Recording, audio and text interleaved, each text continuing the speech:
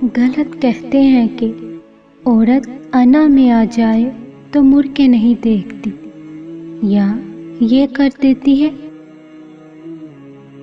وہ کر دیتی ہے۔ دراصل بات یہ ہے کہ عورت میں انا ہوتی ہی نہیں ہے، انا مرد میں ہوتی ہے۔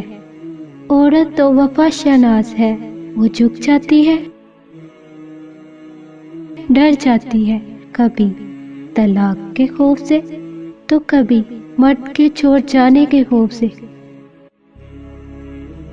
تو کبھی اس کے کہیں اور طرف متوجہ ہو جانے کے خوف سے، تو کبھی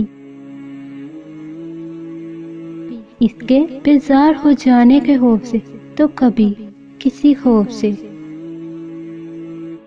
عورت ہر بار اپنی انا اور عزت نفس کچلتی ہے، تب کہیں جا کر زندگی گزرتی ہے۔ یہ عزت چاہتی ہے، وفا چاہتی ہے، اور رہی محبت تو اس کا دعویٰ تو ہر مرد کرتا ہے، لیکن وفا، عزت اور وقار کوئی کوئی ہی دیتا ہے۔